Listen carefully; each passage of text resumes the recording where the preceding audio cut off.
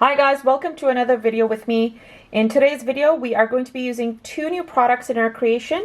These are two products that I got from the haul from Stationery Pal. The paper we're using today is going to be by Baohong, and this is the cold press paper.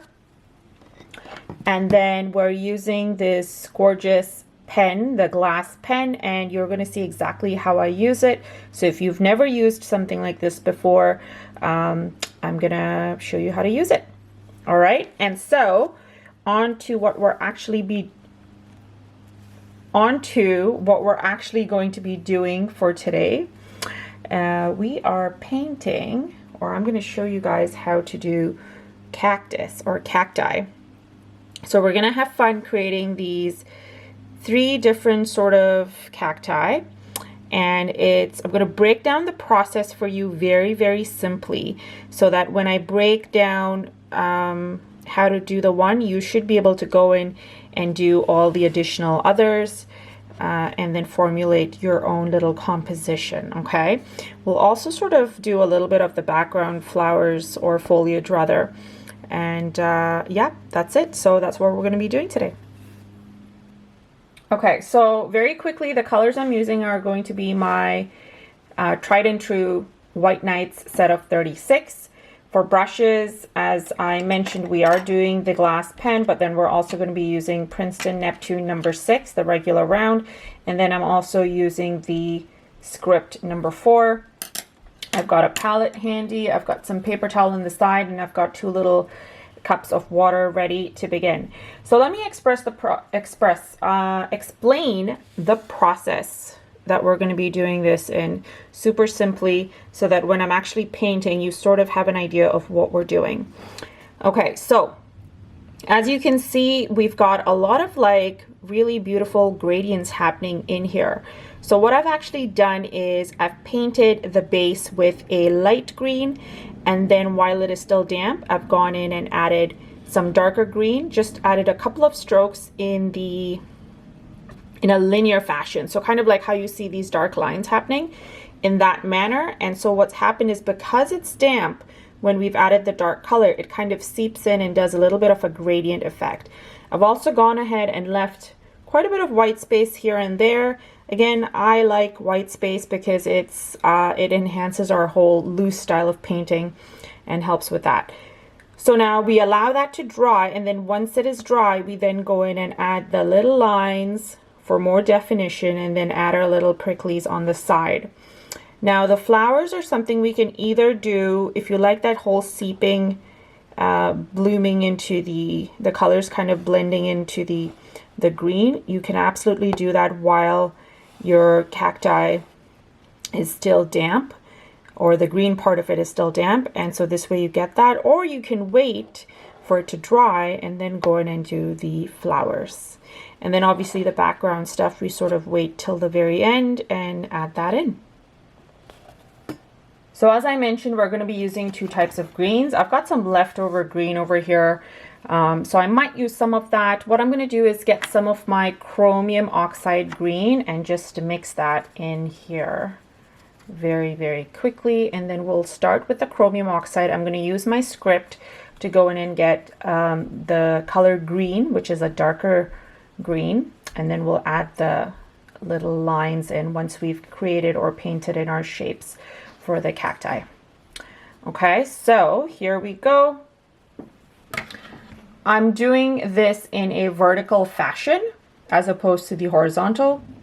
So we're going to start off with doing the linear, plain, simplistic cactus. So the first thing I want to do is, in watercolor, when you're painting, it's sort of easier. The less strokes you do, the better. So in order to get that nice thick sort of width of the cactus, what I want to do is hold my brush at an angle, because this is a number 6. So if we kind of did it like this, it would take several strokes. But if I hold it this way, I can draw or paint this in 2 strokes. And here's how we do that. So I'm getting my color, and I'm just going to do one right over here on this side. Okay, so we've done our first stroke, and then dipping the tip of my brush in water, getting a little bit more color. I'm going to perfect the top and do the next stroke. Now the beauty about doing this, especially if you're a beginner in watercolor, is that cactus are not super straight or whatnot, so you don't have to worry about getting things just perfect in terms of shape and such. So I'm just going in and adding a couple of strokes of color here and there. And now we're going to go and get in our script brush, get some of that nice darker green, and then I'm going to go ahead and, once I get enough green, I've got some green directly from the color cake, making sure my brush is nice and damp. We're going to go in and add some green in here. And like I mentioned, we're doing it in this linear fashion, right? So I'm just kind of painting these lines within. Now, because it's damp, you'll see it dissolving into the base green right away, and that's okay. That's what gives us that nice gradient effect. And what I'm also going to do is get some more of that green, and I like to sort of highlight or touch or do a little bit of a dab in the top left, and then a little bit at the bottom as well. And this is just because I like some areas to be nice and dark, some to be light. This way we get a nice semblance of lights and darks. Kind of enhances our cactus even more. And look at that blend. This paper is absolutely stunning. I love how easily things are blending into it. It is a gorgeous paper. And quite economical as well in terms of pricing. All right, okay, so now that we've done this, we're gonna go ahead and do another one. Let's do the circular round one that we have and proceed from there. So again, I'm using two brushes, right? One for the dark, one for the light.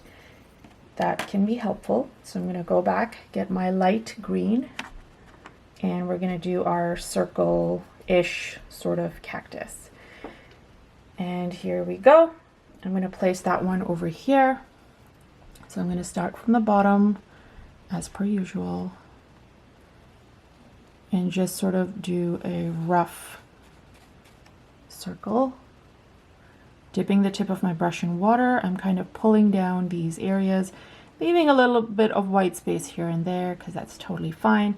Now I'm going to get more of that color on my brush and just kind of add it around in these areas, just to kind of get a nice bloom of color. Okay. And then once we've done this, let's do another piece sort of coming up on this side. So I'm going to do that one right here.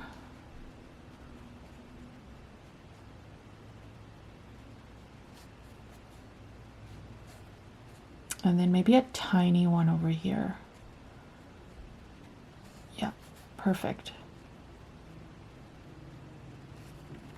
So now we go in with the other brush, the script. I'm going to get some darker green, and I'm going to add some green over here in this area.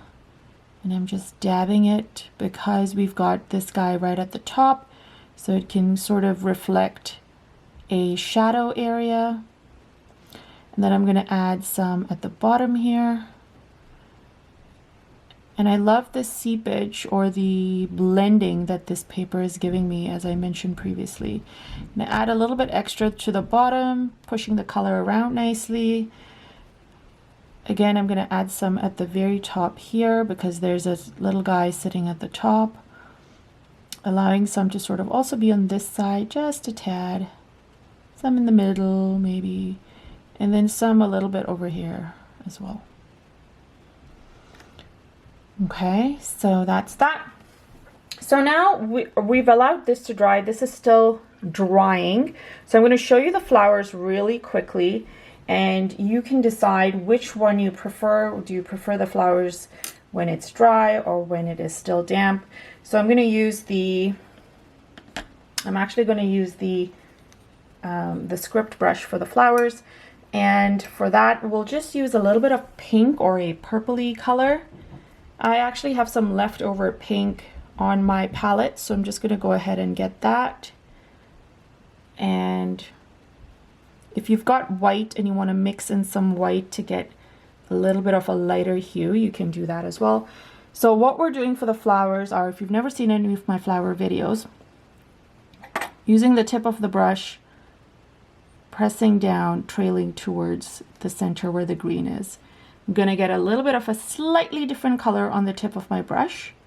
Do another little petal there. And you can see the green seeping right away. That was way too much seepage.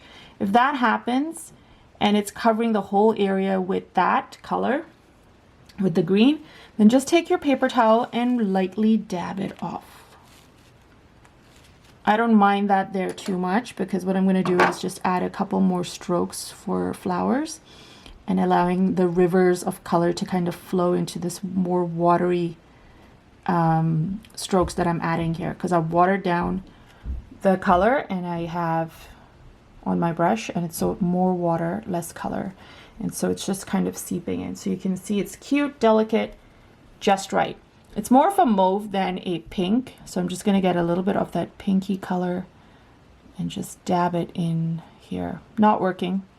That's okay. So what I'll do is I'll just do another one, perhaps over here or here, and just kind of avail of our pink that we're aiming for. Okay, so now we could do a flower over here, because this one's dried. So I showed you what it looks like. If it is damp and you kind of touch that area, you get that nice blending of the green. Let's do it on this one here where it's completely dry. So again, the same thing. We're doing little strokes, almost like petals, and leaving white space in between, getting a little bit of a different hue in there, lightly adding these strokes. Adding a little bit of water when you do more strokes to kind of make it more of a fluffy flower. And then, as I mentioned, can get a little bit of color directly from the color cake on the tip of your brush and just lightly dab onto these areas here. Of course, if you have too much water there, it's not going to bloom in as well. It's just kind of going to hover around. So make sure you either take your paper towel and dab it off, or just make sure that your color that you're adding is super potent. So less water, more color, so that it actually catches, just like what I'm doing here. And I'm just doing a little bit of a dab.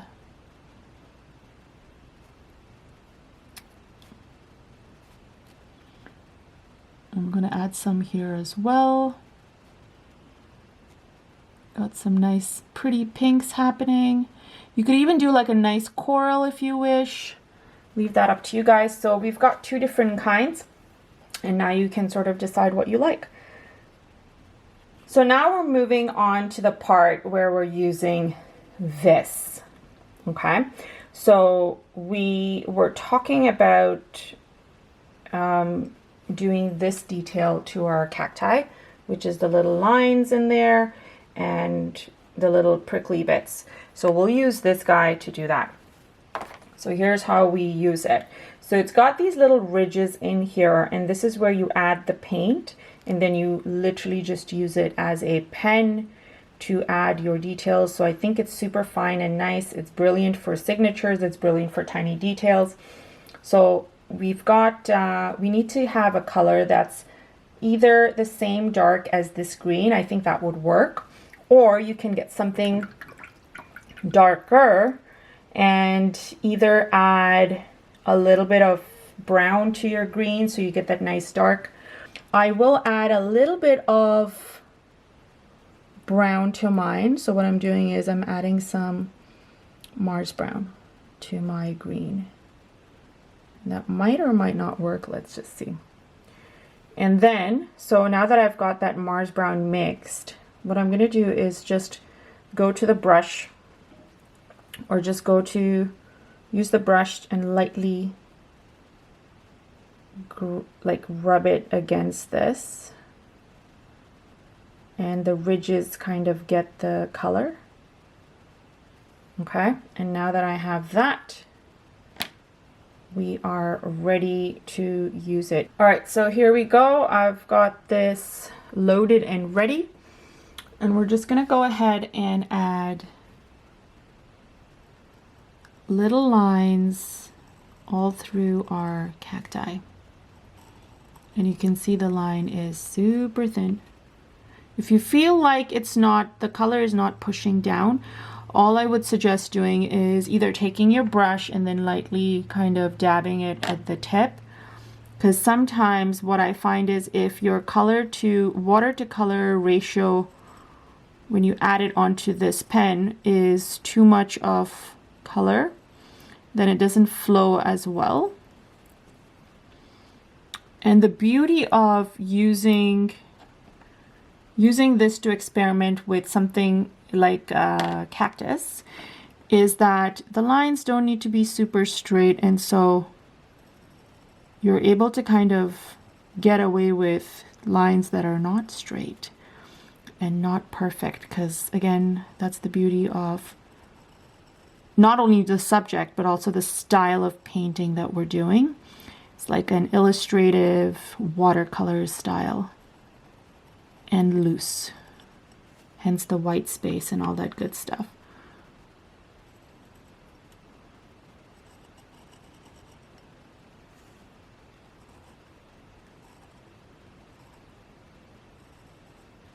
And you can highlight some areas more so that it's darker, make some lighter, like leave some lighter, sorry. Entirely up to you, but you can see how we've got that beautiful grazed texture happening. And so now the next thing we can move on to do is the pricklies. We call them pricklies, but the thorns, whatever you want to call them, really. I don't know if there's a correct term for it. You can let me know in the comments if there is. Okay, and so for these little pricklies, all I'm doing is doing little V's. Tiny little V's sporadically around the edges.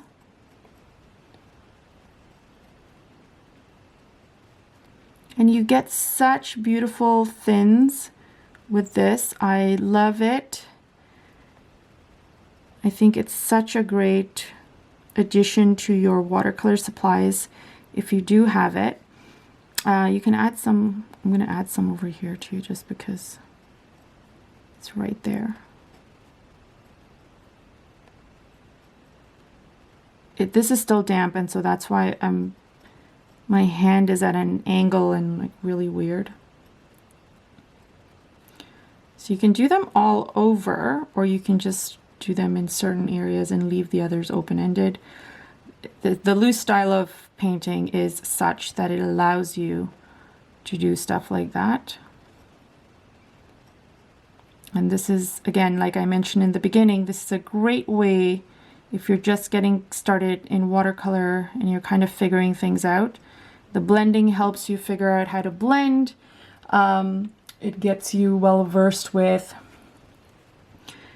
your pens, sorry, this pen, but also your brushes. You kind of get to know your paper better. Lots of great stuff. And that's why I always say pick up the brush. That is all you need to do in terms of trying to get better accustomed to watercolor. So I'm going to keep on adding some of these all around. Once the outsides are done, you can go ahead and do some on the insides. And again, you're just doing like a little V along the lines. You can add some over the flower too, because why not? Or leave it some overlapping.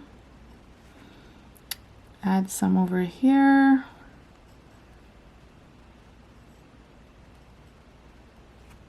And I think that is it. I don't need to do any more. We can move on to doing the other one right here. And again, like I mentioned, same deal. Just make sure that your pen is a little extra damp. We're going in and adding little I think you can do little X's or little V's. I think let's do little V's. And we're making sure we're adding the V's also on the outside. Now, if you have a quick reference for what these cacti look like, they don't have the lines in there, so that's why I'm not doing the lines. And they do have the little pricklies on the inside though, so just get more of your dark green, or if you're mixing a little bit of indigo in there too, I think that would be nice. A beautiful little blend. Just hydrate your pen and you should be good.